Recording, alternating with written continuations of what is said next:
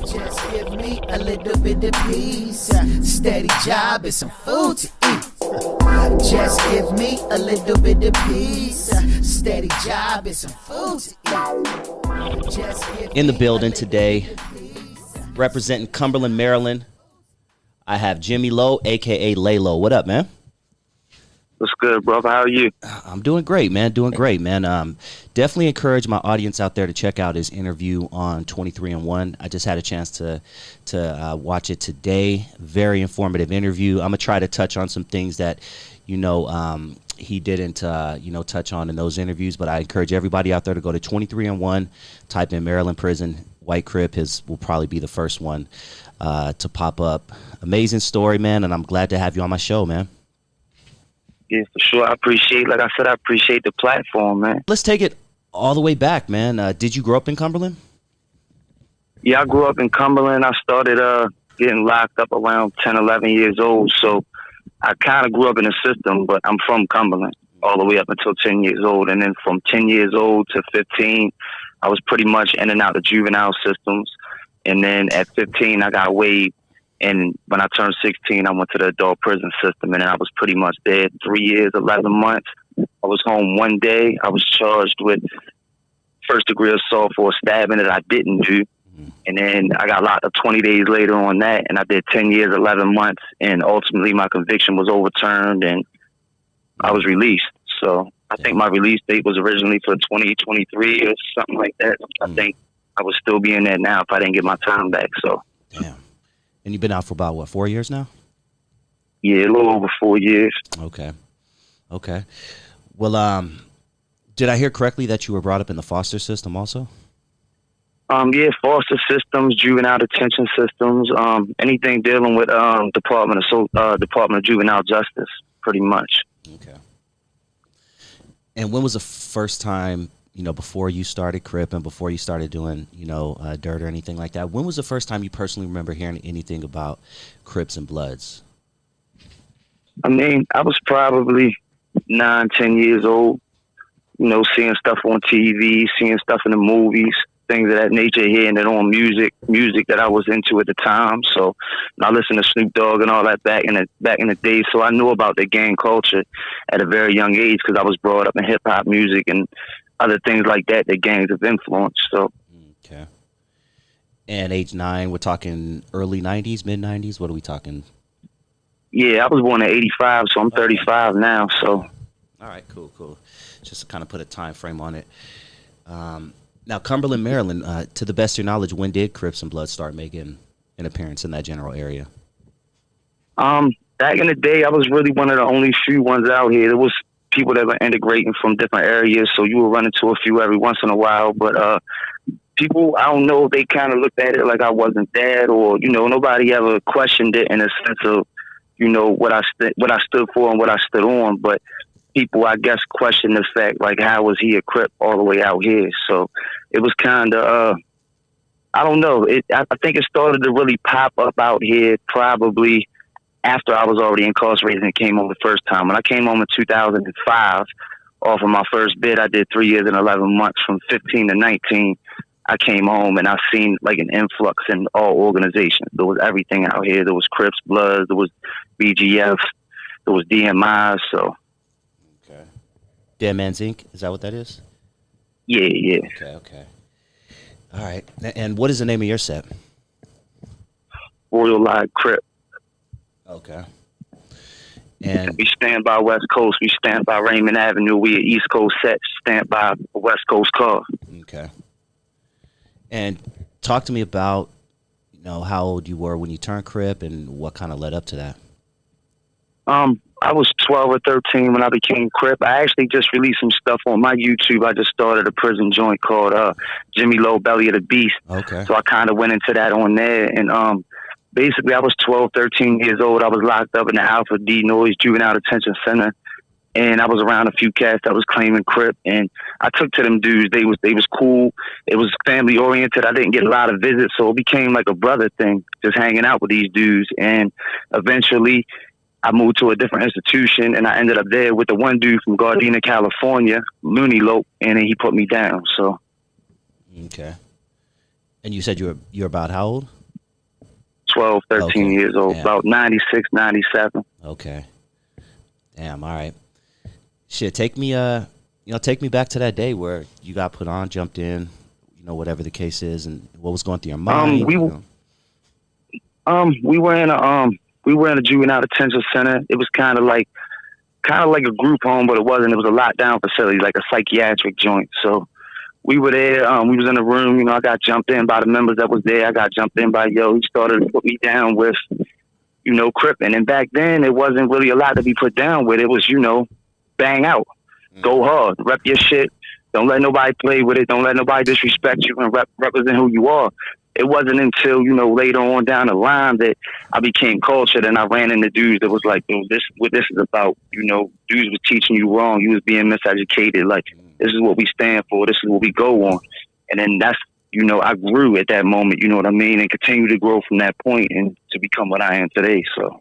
Gotcha. So at the beginning, I'm assuming of gangbanging on the Crip and Blood side, there was a lot of false info. People maybe coming to your city saying they're one person, but turning out to not be that person, or talking it up and things like that. Oh yeah, absolutely. I mean, back then you had Crips running around and guys had us representing 6-point stars and all types of stuff, and that don't really mix. That was some shit that dudes put together, and it wasn't really something that really flew. So the 8-ball, right? Yeah. Guess. Okay, gotcha. Yeah, gotcha. So I mean, coming up though, we rocked out. We was cool with a lot of GDs and stuff like that because of the information that was being put out and all that. And I ain't never had no problems with no GDs per se, but we was just being miseducated. Like I said, I got put down when I was 12 or 13. Looney Loke went back to Cali, and I lost touch with him. So that don't make me invalid, but I was lost after that. I ain't had nobody to teach me, and I was pretty much on my own. I couldn't move through rank. I couldn't move up. I ain't had no education. So basically, I was relying on other people that I've met throughout my life, throughout the systems, on the streets, or whoever I can come in contact with to really culture me and educate me on, the things that I should have known, the things I should have been taught that I wasn't because I was so young, and I had another dude bring me in that was young too. So like I said, it was all bang out. You know what I mean? That's all the culture was back then, was bang. Rep your shit. Don't let nobody play with it. I told her I loved her. Records. I told her I loved her. But the records started skipping. The records started skipping. And she told me I was tripping.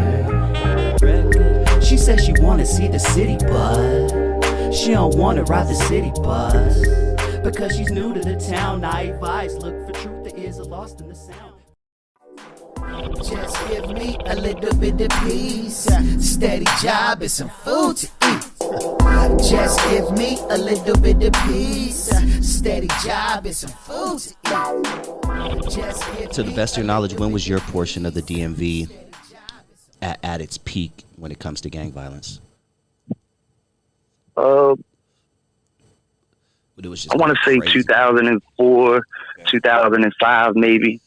And that's like for the whole Maryland, because a lot of guys started coming home that were in and of that culture, I guess. And then it was a lot of set tripping going on. There was a lot of shit that carried and spilled over that was happening in the joint and then spilled over to the street. So yeah, around that time, like it was just an influx of a lot of people being released, a lot of people coming out here, a lot of movements, and then it just kind of caught on and people started joining.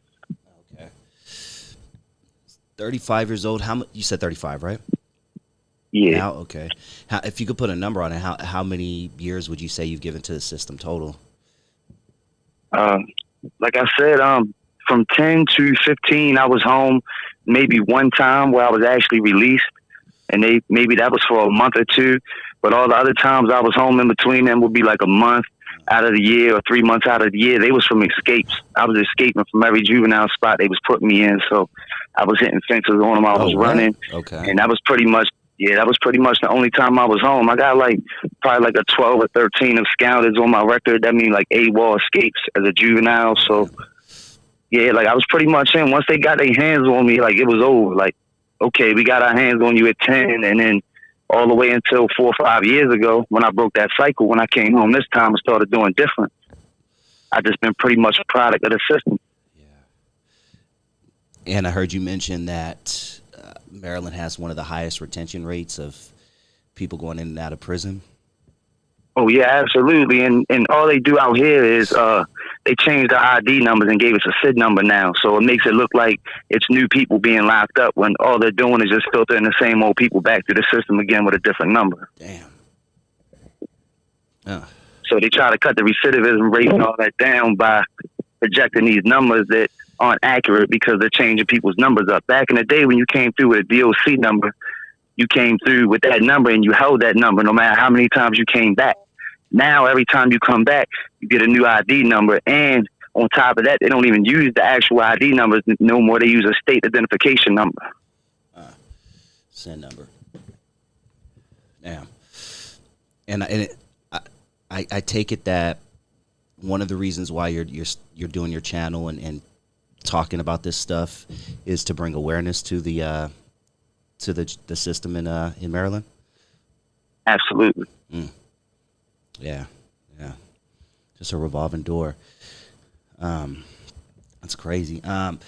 Now, you're a white dude in a predominantly black gang.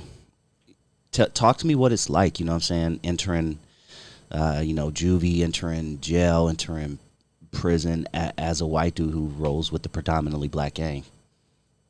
I mean, as a white dude anyway, and coming from a county and not necessarily an inner city, a big inner city, it was always situations that arose anyway, even in juvie. But the way I conducted and held myself, you know what I mean? The way I ain't had no problems fighting. I ain't had no problems cracking somebody with something over their head. You know what I mean? I was wild as a child. So with all that being said, you know what I mean? I never really, it took more adjusting to other people, I think. And I talked about that in my video. It took for more of other people to adjust because I grew up around black dudes, Spanish dudes, whatever. And I was never taught to look at that shit any different. You know what I mean? So the way that the world looks at race and all that shit, I was never tuned into that.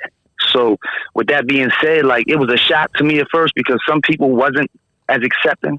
But once they seen who I was and how I carried it, they like, cuz don't get high. He always holding meetings. He's trying to get dudes stores. He making sure every crip, you know what I mean? No crip left behind. Like, he a real brother. So as that took place and they seen my walk and seen how I carried and conducted myself every day, it wasn't even a matter of race no more. It's he a real brother. Because in the system, like when I'm talked about for the longest, people thought I was a black dude. People would meet me that I corresponded with through the mail for years and that had never seen me, or we used to be on lockup talking out. I talked to the homie Chino one time out lockup, out the window for a whole year.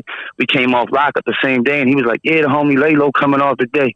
And I'm like, yeah, that's me. He was like, nah, the black homie. I'm like, it ain't a black homie Laylo. I'm Laylo. He like, oh shit. He like, fuck me. What? So yeah, it was, you know what I mean? Like, I grew up in a different type of culture where we was mixing and mashing anyway, so it never really mattered to me. Like I said, it just took more adjusting. I'd say it took more adjusting for city dudes coming from Baltimore City that was banging and shit like that. They would come in and be like, who got to jail? Or, you know, who running shit? And they might be like, at the time I might have had to jail. Oh, Laylo got it. Who's that? Him. You got a white boy running the jail? And that was kind of the initial response. But then, you know, brothers would let them know, like, you're not going to disrespect them and you're not going to buck protocol because we going to go. And then they would see how I conducted and carried myself. And then, you know, it was all love after that. And then they would come back and tell me later on down the line, like, you know, when I first met you, man, I thought the homies lost their damn mind. And, you know, and it was real. And we would have real conversations on that. And they'd be like, but now I see, you know what I mean? Like, that race shit, it don't fly. It don't matter. You a man, you a man. If you stand up, you stand up. Your race, where you from, none of that shit matters. It's where you at and how you going to conduct and carry yourself right then and there. You feel me?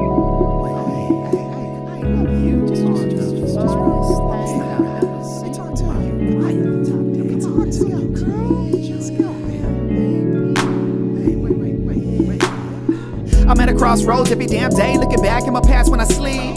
But living on the edge, not doing enough. Iniquity down to my feet.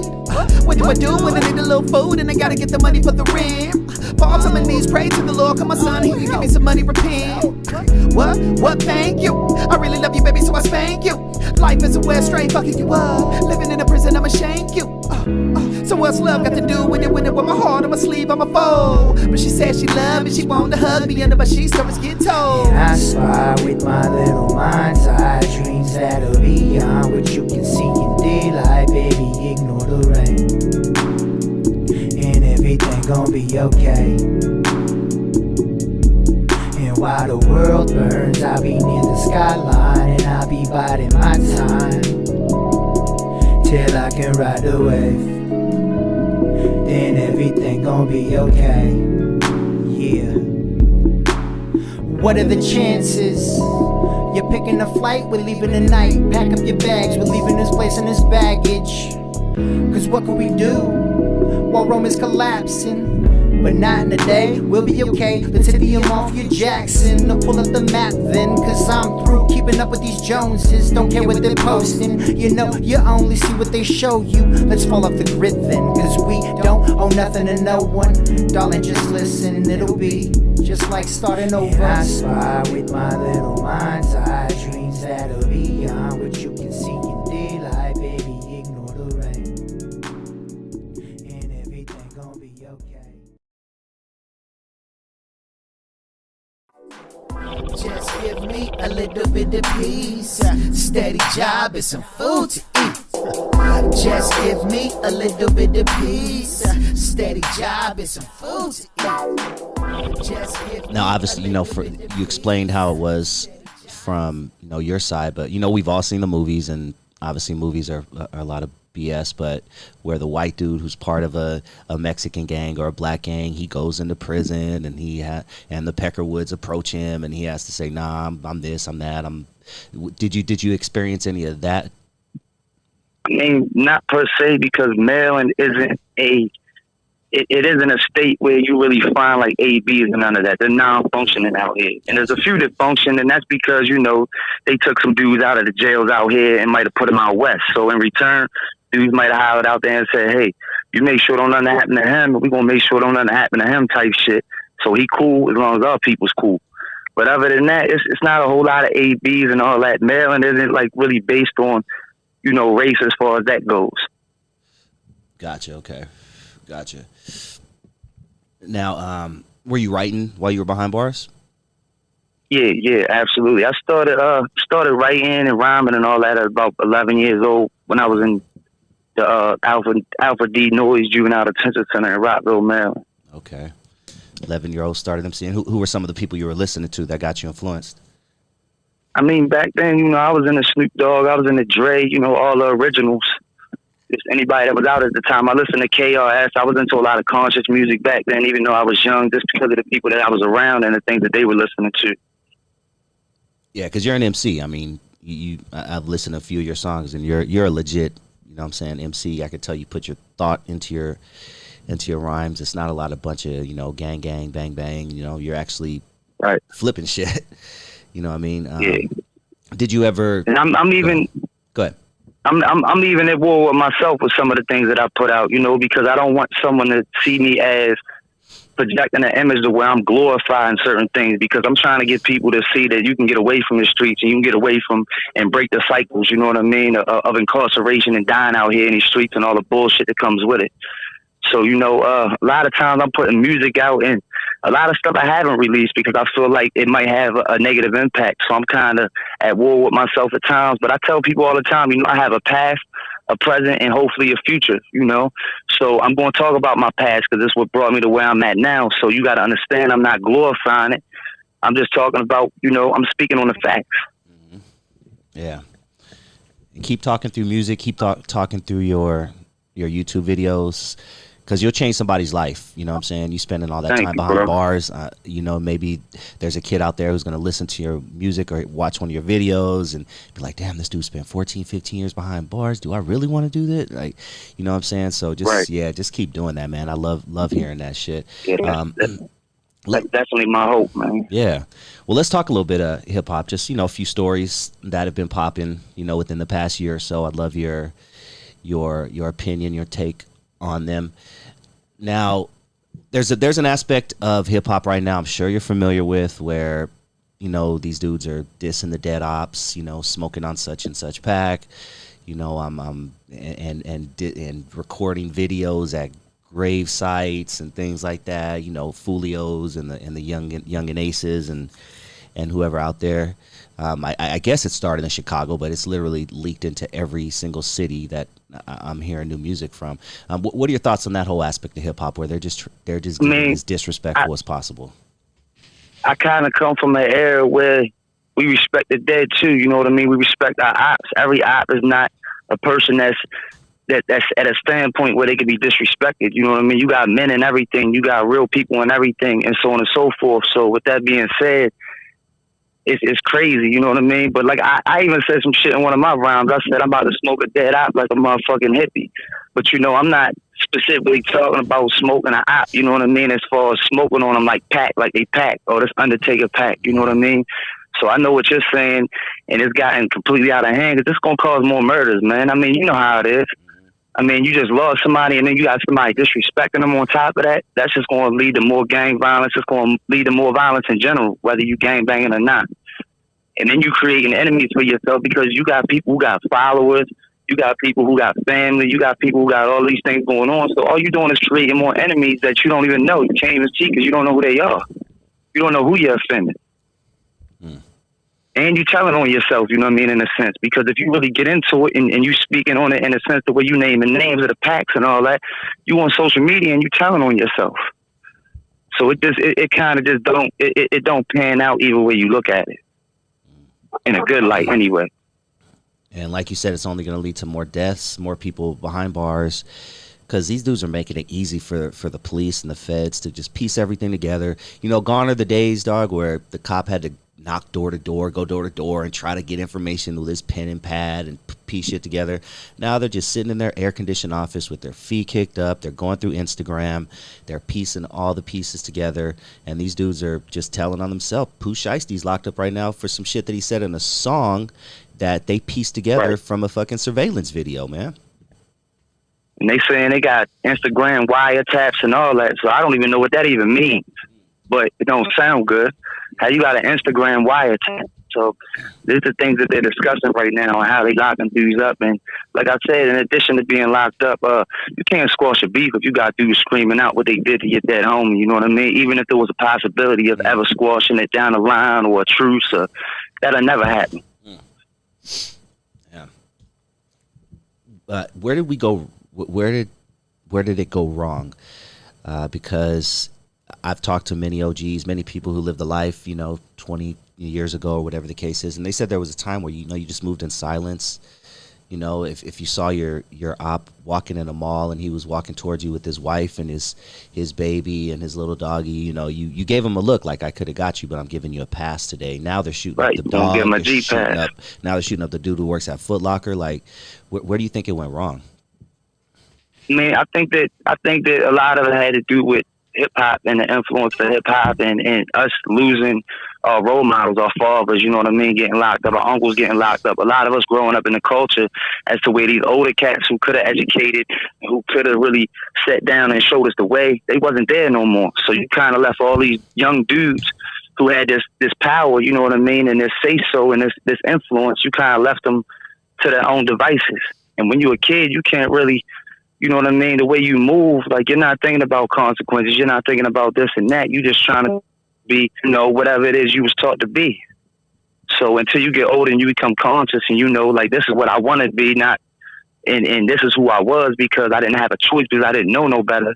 That's when that separates. But like I said, I think that we lost our big homies, man, to the system, to the streets, to death, to drugs.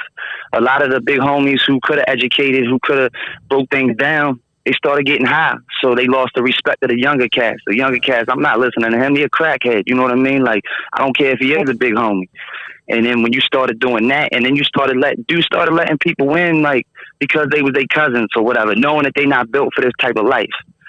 So things like that, whenever stuff like that started happening, it really got watered down because it wasn't a matter of proving yourself no more, seeing if you was legit enough to stand on what you say you stand on. It became this is my cousin and I don't want nothing to happen to him, so I'm going to put him down, even though I know he done told on two people.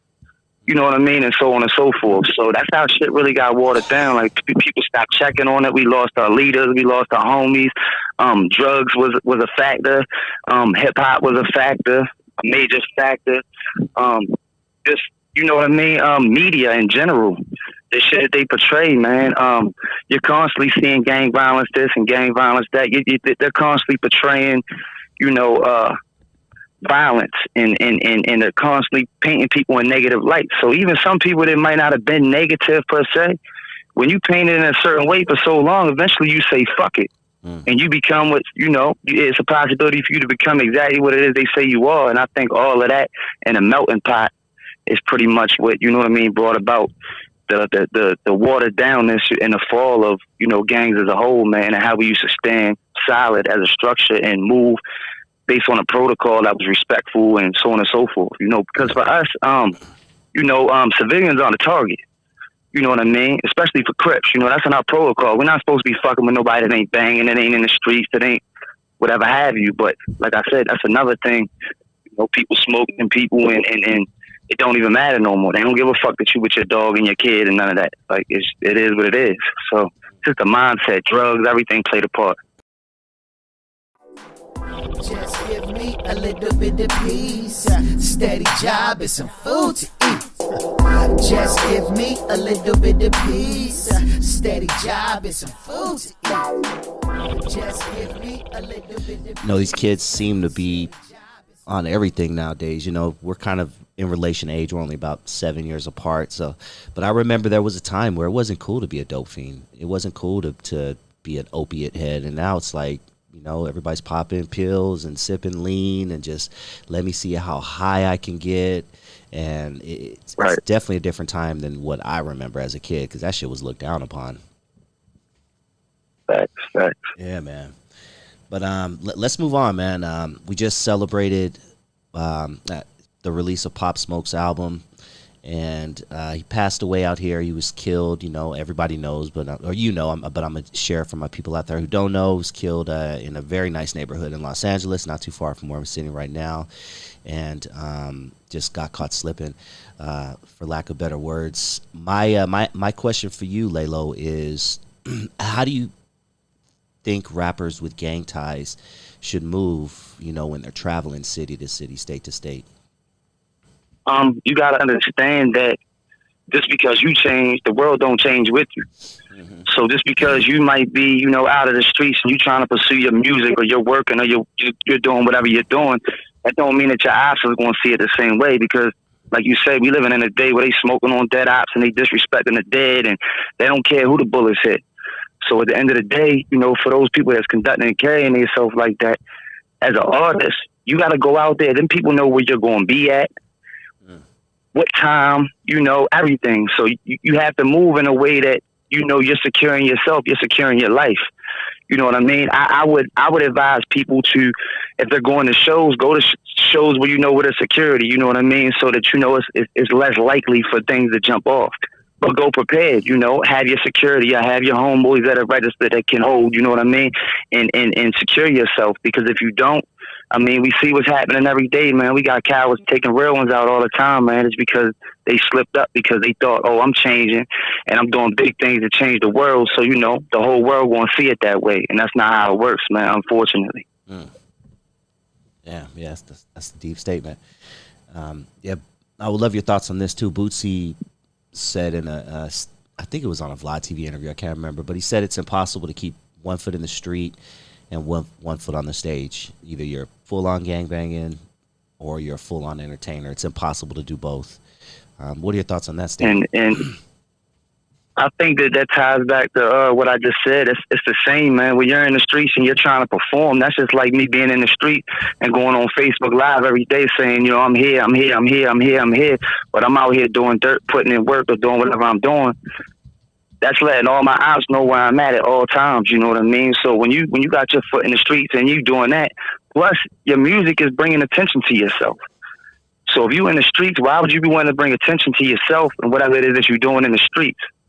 So they kind of don't go hand in hand, and that's why you got all these dudes falling, man. They making millions of dollars, they getting signed, they getting record deals, and then they throwing their lives away because they still trying to be in the streets and do the music thing at the same time. So all you're doing is taking a big old stadium like and shedding it on any dirt that you're doing when you're trying to do music or anything else that you're promoting yourself out there, you know, on that platform on. So yeah.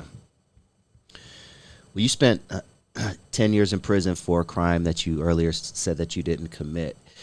So I would love, So I would love your thoughts on Tekashi 6ix9ine. You know, still running around with security, throwing money at clubs, showing off his cars on IG. You know, in hindsight, what are your thoughts on Tekashi 6ix9ine, just in general? I mean, that whole situation is crazy. I actually wrote some bars, man. I had a minute, and, you know, he had went on a live on talk shows host in Jersey, and the dude put him on blast. He was like, man, Tekashi, man, get out of my live type shit, you know what I mean? So I kind of wrote a bar on that. I said, shout out to Big 7 for not giving 6ix9ine a pass. Caught him viewing his live and put his pussy ass on blast. I'm low and I'm still screaming, free the guys that he told on. Cold numbers equate to cold summers. Yo, hold on. You know what I mean? Free the guys that never get old, screaming on every track. Pieces of me missing forever until my brother's back. Last bit lasted 44 seasons, and I can give you 4 million reasons why that's the definition of icy summers. You know what I mean? So I speak on stuff like that, and I believe that. I mean, he's the biggest coward it can be, man. Like, and he just out here functioning, he moving, and he doing what he doing, and people still supporting it because in this day and age, like that's another thing, man. You got gangsters saying he ain't tell on me. You know what I mean? So they still support and they're still riding with these cats, and still, you know, I don't even listen to Nicki Minaj no more because she did a song with this cat.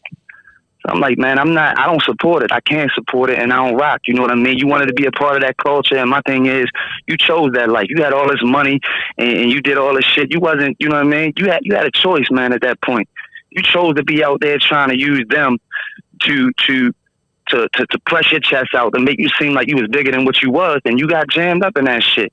You supposed to take that as a man, man. Whatever you get jammed up in, keep your mouth shut, be your time, man, or don't be in them situations. Who do you think are more at fault, you know, for even letting this happen? You know, him or the gang, you know, for letting him get that close to them? Or are they equally? I mean, you really have no way of knowing. I mean, some people give you some signs, you know what I mean? But at the end of the day, some people, you never know they going to rat until they rat, you know what I mean?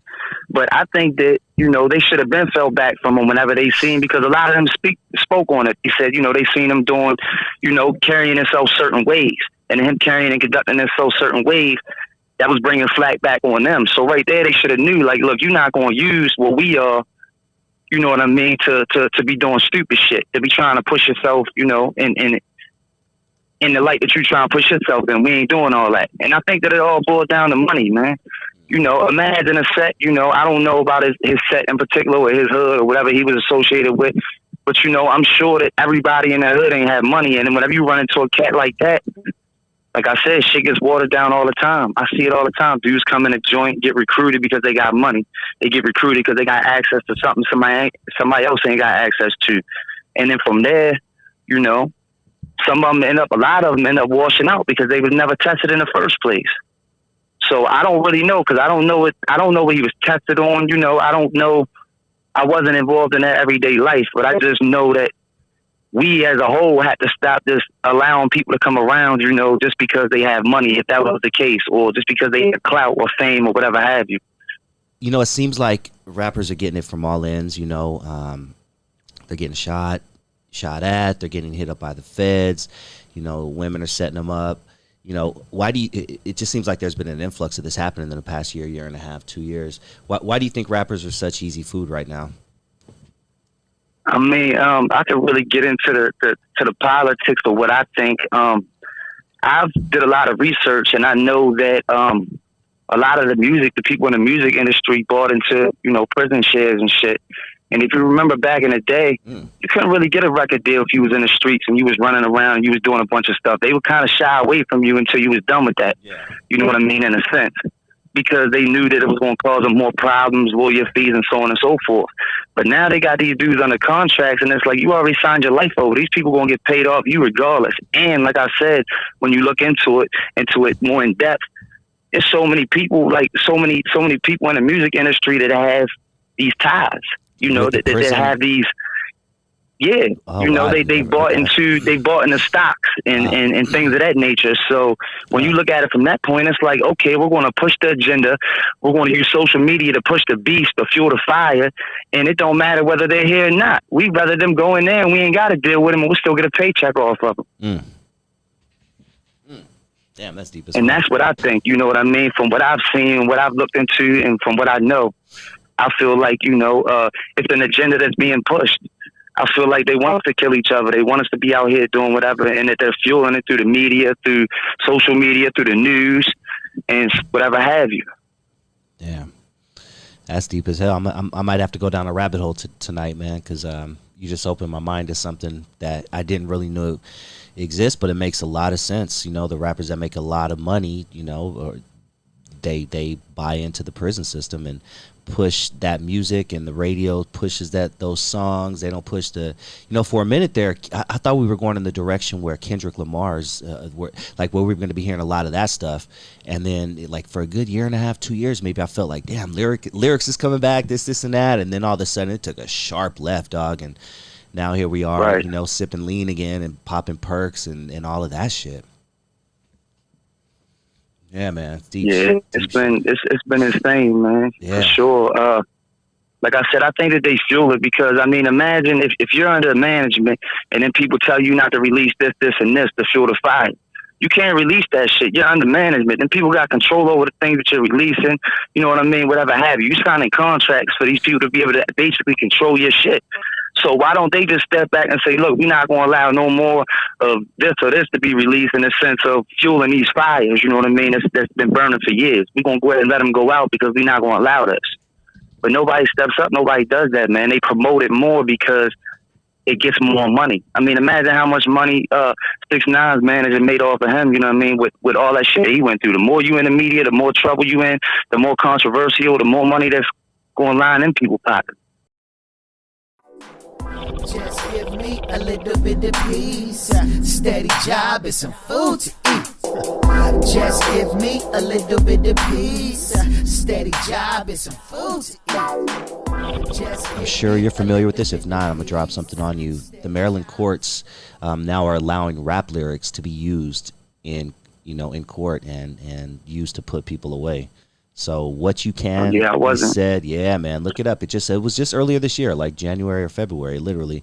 And yeah, some rappers, there was a couple of rappers. They probably weren't super big names, but they said some stuff in their lyrics, and Maryland was the first state to put them away for a very long time based on what they say. So yeah, man, it's all coming together. Be careful out there, man. Not you. I'm just talking to the kids out there who are just saying whatever the fuck they want to say in their music, and it trips me out, dog.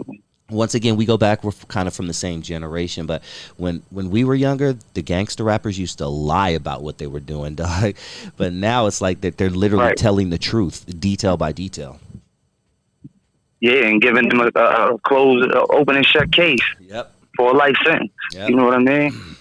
Yeah, man. And one moment, man, I want to shout out the videographer, that does our videos, Mr. Top Flight.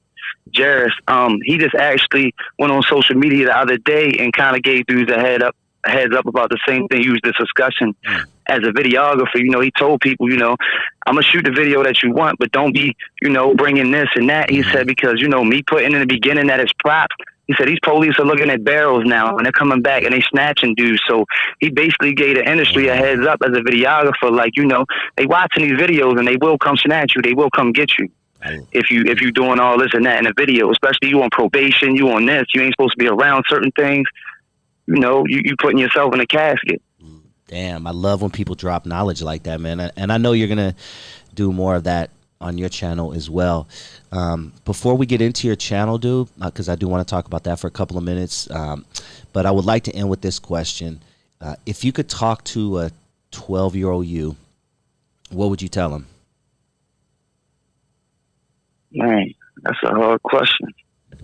I mean, just, learn more. The more you know, the more, the better you can do, I guess back then I was miseducated a lot, and I had a lot of anger problems. So I guess I would tell myself, you know, to calm down, to slow up, to stay focused, to learn more, to get a better education than what I got back then, because I just wasn't focused on school and none of that, and I didn't realize how important all those things were. So I don't know, you know, I can't say that I have regrets, in a sense that, you know, I have a beautiful family now, a beautiful wife. You know, I have a career that's just starting off, and I feel like I would have never had none of that had I not been through the things that I've been through. So I can't really say that I wish I could go back, but if I could tell myself something, it would be, you know, to be more vigilant, to stay focused, to, you know, not allow my anger to override, you know, my thought process and what's rational. Because I made a lot of irrational decisions as a kid, and that's what led me down the fucked up path that I ended up going down. So, yeah, man. Well, shit. Remind everybody what the name of your YouTube channel is, and what can we expect from it? Jimmy Lowe, Belly of the Beast. Basically, you know, Belly of the Beast is a terminology used to basically expose, not necessarily expose, but to explain, you know, the ill antics, man, the shenanigans of the state and the system, and so on and so forth. And also to the channel was also about basically just educating people, letting them know that prison ain't what they think it is, you know, that you're going to go through this and this and this if you choose to make these decisions. So it kind of touches on all that. I'm giving them prison stories of my own. I want to eventually start interviewing other people that might have some substance to their stories. But one thing about it, I never discuss anything on there that could get myself in trouble, or that could, you know, ultimately get somebody else jammed up. So there's certain things I can discuss, certain things I can't. And I'm trying to just, you know, those lines are blurred at times. So I'm just trying to, you know, maneuver the way I need to maneuver to get my stories told the most raw as I can tell them, so that they'll actually reach people, but at the same time, you know, protect everybody involved. So yeah, man, I encourage everybody to check it out. You heard just a little bit of his story here, but go to Jimmy Lowe, Belly of the Beast. I'm subscribed. I see you have, you know, you just started, looks like a couple of weeks ago. My advice, man, is just stay consistent, release as much content as you can. Right now, content is king. Someone like you with a story like yours could literally blow up overnight, dog. Like, real talk. It took me fucking damn near 2 years just to reach 1,000 subscribers. But someone like you with a past, with a you know, with the real story and shit like that, you could literally wake up one day and just have fucking 10,000 and 15 and 20 then 50, you know. So my encouragement is just my words of advice, man. Just keep doing that shit, dog. Because I see something, man. I see something. Absolutely, I appreciate that, brother. And real quick, my other YouTube, Jimmy Lowe 301. That's my music channel for anybody that wants to check it out. Like I said, I got a lot of content on there, and I'm dropping new stuff daily. I'm doing everything myself, man. I came home like computer illiterate, couldn't even use a touch phone. Yeah, and right. I'm doing everything. I'm doing all my editing. I'm doing everything myself. Somebody told me the other day my YouTube video was a little blurry. I went out and got a laptop, got a professional mic, and now the last 2 videos that I dropped are way better. So I'm improving daily. I'm trying to get my story out there as consciously and as precise, you know, as possible. So I'm going to continue to grow and keep doing what I need to do to try to bring the people the information that I feel as though they might need, so that they can make a change in their life, man. And if you ever need anything from me, man, I've been doing this for a couple of years now. I'm thankful that I'm at 27,000 subscribers as of today, and I've made every mistake twice. Thank you. I made every mistake twice, man. So if you need help navigating through this YouTube thing, just please reach out. I'll gladly, you know, have an hour phone conversation with you on how to tag your videos so it gets to bigger audience, you know, things like that. I'm not just saying that, you know what I'm saying? If you text me and say, hey, dog, can we link up in a few days via Zoom or whatever the case is, I got you. Because I see something I really think the world needs to, you know, more people need to see what you have out there, man. Thank you, King. Thank you, Young King. Man, that means a lot to me, brother, for real, man. That means a lot. Because people have helped me out, you know what I'm saying? So I gotta give it back, dog, because people need to hear your words. And my advice to you is you're gonna see a lot of YouTube beef out there. You know, it's entertaining. You know, this channel versus that channel. You're gonna get a lot of shit. I could already tell, being a white dude, a Crip. You're official as fuck. I've read all the comments in the 23-1, and every comment was like, yeah, this dude's official. Like, you're official as fuck. But there are gonna be some corny ass goofy dudes out there who are gonna try to diss. Don't get caught up in that YouTube beef, man, because it's only gonna take you back to probably a place you don't want to go, dog. Trust me, these guys are meeting up at locations. It's fucking YouTube streets are starting to get as crazy as the goddamn rappers now, man. I'm telling you. Yeah, I see it, man. I see it. It's crazy. Yeah, just stay out of that madness, dog. Get your shit organic through good content, and please, like I said, reach out if you ever need anything. All right. For sure, man. You do the same, brother. Likewise, and I appreciate everything you did. I appreciate the platform, man. Yes, sir. Jimmy Lowe, Belly of the Beast. It's been a pleasure, man. I'll definitely stay in touch with you.